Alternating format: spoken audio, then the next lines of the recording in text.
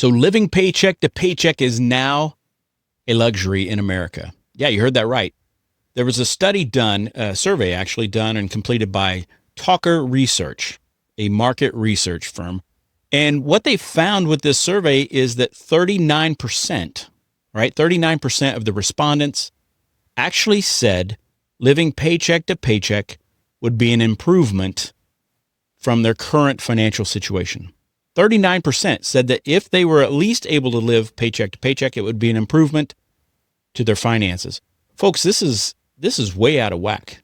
This is a situation where people in America are definitely struggling. They're struggling to cover their regular living expenses. And it's getting worse.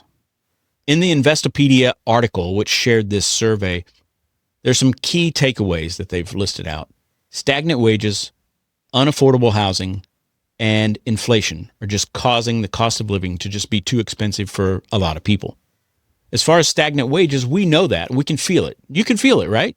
I mean, you can feel that your income, your wages have not kept up with the cost of living in America. It just hasn't. And it's been for years, maybe even decades now. As for housing, well, that's a whole different situation right now.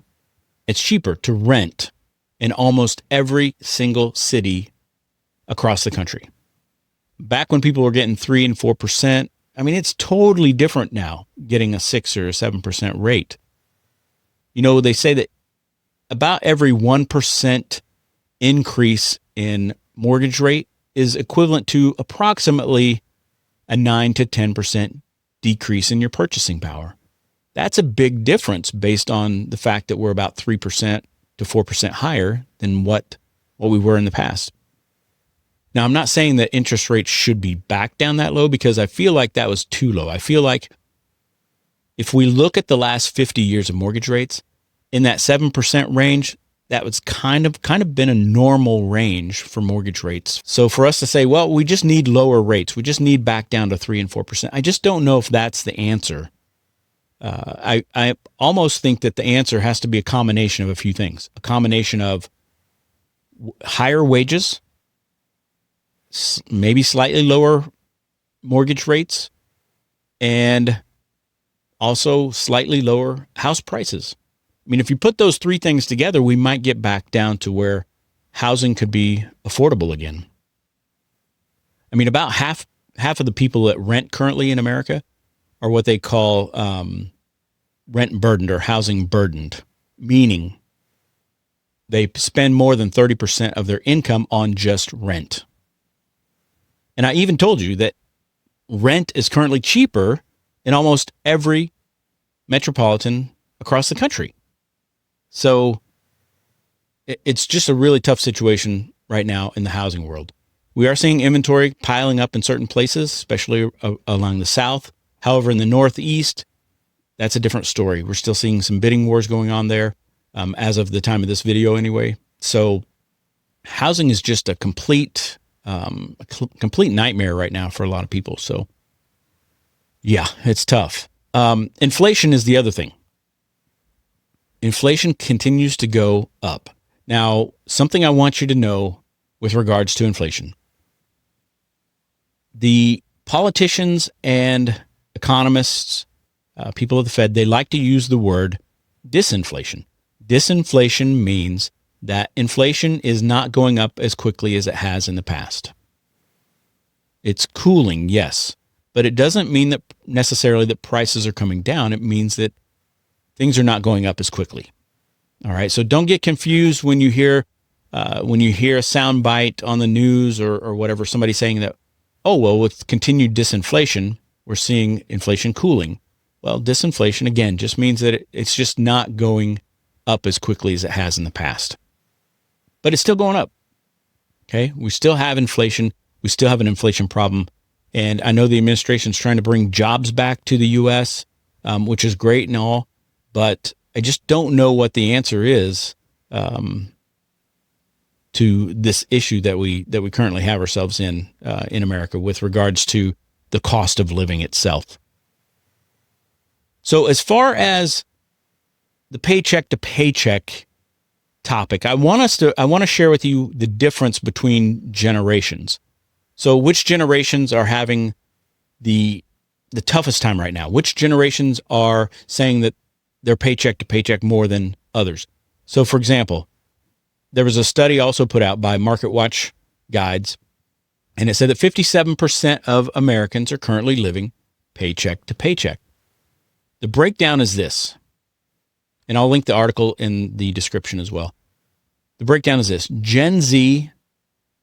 Of the Gen Z people that responded to this study, 72% said they were living paycheck to paycheck. That's 72% of Gen Z. So the younger generations are really getting hit hard by this cost of living crisis that we see in America right now. Millennials, 65%. Gen X, 57%.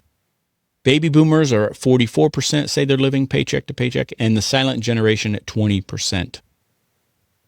Now, I think that going forward, I really truly believe that Gen X may be the one that starts seeing even more people in that generation that start living more paycheck to paycheck. And why do I say that? I say that because, and I'm part of the Gen X, we are what's considered the sandwich generation. So we have potentially still have aging parents, okay? We have aging parents, and we have adult kids, or soon to be adult kids. Between the two of that, so if we think about it, Gen X is that generation right in between that may have to help, or may need to help with their aging parents, and may need to also help with their adult kids because of the cost of living crisis. So I do think we might see the percentage of Gen X maybe kick up a little higher than 57% over the next few years for sure. So this paycheck to paycheck situation or dilemma is really pushing a lot of people to have to use credit cards a lot more, and these buy now, pay later platforms that are out there. For example, the credit cards. I mean, we've hit a new record high credit card debt. It's 1.21 trillion, I believe is what it is. Let me see here. I'll share this link in the description as well. It's the Federal Reserve Bank of New York. They put out a household debt and credit report quarterly. So for the quarter 2, which ended in June, I believe, of 2025, credit card debt, I'm looking at it right now, credit card debt hit a high of $1.21 trillion credit card debt. People that are having to live paycheck to paycheck or can't even live with that are having to rely on things like credit card debt. Some of them are having to take out second mortgages on their houses, maybe even home equity credit lines. But when we see credit card debt skyrocket again, 1.21 trillion, the highest ever, I believe actually we had the end of last year of 2024, we also hit that same amount. So we're back to a high. And student loan has continued to tick up as well, up to 1.64 trillion. Auto loans at 1.66 trillion. We have a massive debt issue right now in America, and people are having to rely on their credit cards because of just the cost of living being so high right now. And what we may see more people have to join forces. Multi-generational housing has become a big thing now. It's grown a lot over the past few years, where people will move in with each other, live together, and share some of those expenses. Whether that's parents living with their kids or vice versa, or if it's even multiple generations living together. We may see that as a growing trend going forward. And then these buy now, pay later. If you haven't heard of that, buy now, pay later, it's these platforms that will allow you, like Klarna. There's a few of them out there, a handful of them out there that will let you purchase something now and pay for it later. I'll have a whole separate video about that. But what I want you to know is this. Those are going to get a lot of people in trouble. You see, what's happening is people are using that now for buying groceries or even ordering fast food delivery. And they're given an option to do like for example, 4 equal payments, let's say.